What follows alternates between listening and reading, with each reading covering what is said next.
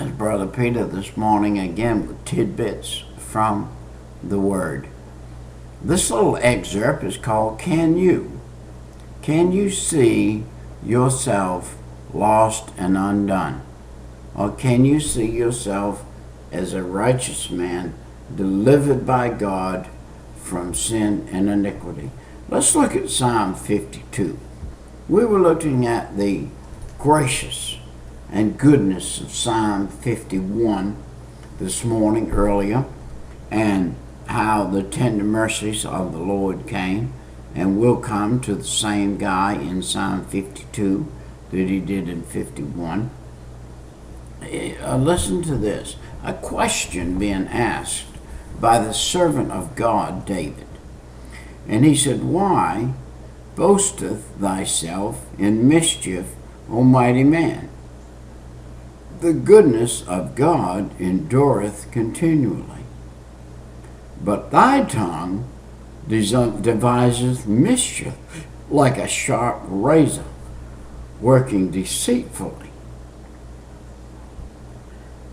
Thy tongue deviseth mischief. Wow. Man, do I have to be careful. I've been saved 40 years. Would my tongue, if I allow it, devise mischief? Let me tell you a little something, my friend. In a heartbeat, one heartbeat, my tongue would devise mischief. Be careful. The devil's out there, and he wants to devise mischief. But remember now, the goodness of God is out there continually. When you take something out of the air and make something out of it with your tongue, you can make it mischief or you can make it godliness. You can draw, there's two wells out there.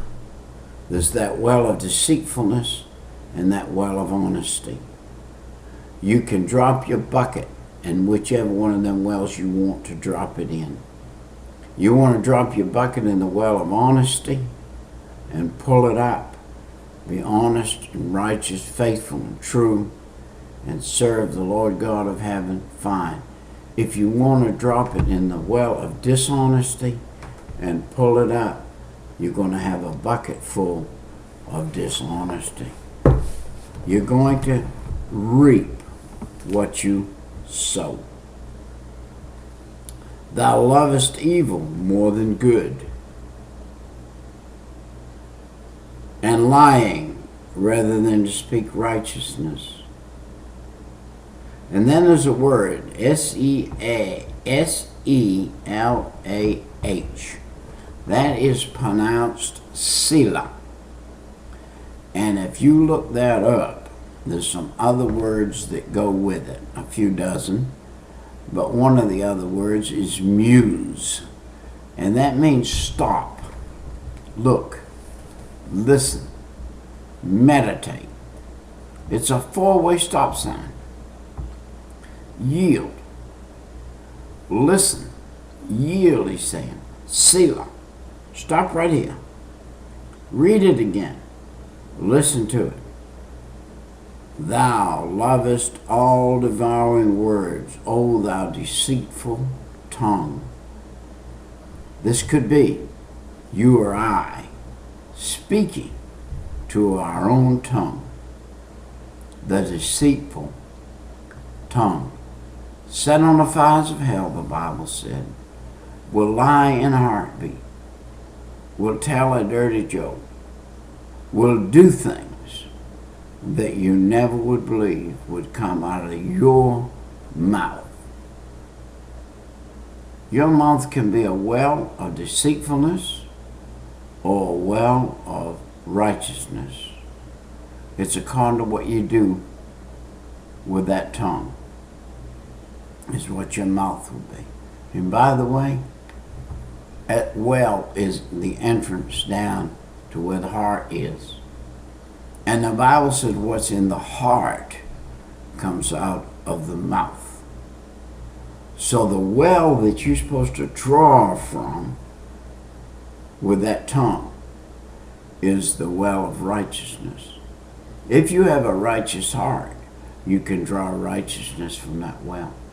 But if you do not have a righteous heart, the only thing you can draw with that tongue is deceitfulness. And look, righteousness also shall see and fear and shall laugh at him. Lo, this is the man that made not God his strength, but trusteth in the abundance of his riches, and strengthened himself in his wickedness. What is wickedness? Wickedness is unfaithfulness to God, is putting the faith and trust in your riches and not in God. It would do many people today very good to go back and take all the riches they have in the bank, every one of them, and take them out of the bank, take them down there, and put them in a storehouse in the church. For instance, we're buying a little piece of land at our church. We have some people that don't know it, but it would really do them well to turn that cankered money over. If they took that cankered money that's been sitting in the bank or the strong box and put it on that piece of land, God would replenish that money and give them more. I guarantee that. And that's all they got to do is be willing to do it and take it and do it. Not just be willing, but action. You got to put action on your willingness. You can get willing and not have action. And this is what I just said in the excerpt a little while before. Nothing in, nothing out. If you don't put anything in, you don't get anything out. You don't put anything in that commitment, then you're not making a commitment. You're making a commitment, but it's the wrong commitment. You're committing to go the opposite direction. And therefore, what you have will canker and be against you rather than for you. Wow. So many people I know, they got big business, they got money coming in, they got big retirement. Wow. I had a man not a year or two ago or three. I sat in his office by his desk, and he proceeded to tell me his future life. He had A retirement, a B retirement, a C retirement, a D retirement, and then continued to hold the purse strings for a business. Had 5 entities that would bring him monetarily more money than any man could possibly ever need in this lifetime to live happily ever after. One of the most unhappy men I know. This man is one of the most unhappy men that I know. He has all of that money coming in and has not got happiness, nor has he got health. It's ironic. He's a health insurance salesman selling health insurance, and himself is having to use the insurance on his own health by piling up monetary junk to live on until he dies. He's going to have to spend it all to keep his body functioning and his life going, with keep it functioning, I might say, very unhappily. Very unhappily. Listen, the wicked man is going to be cast into utter darkness.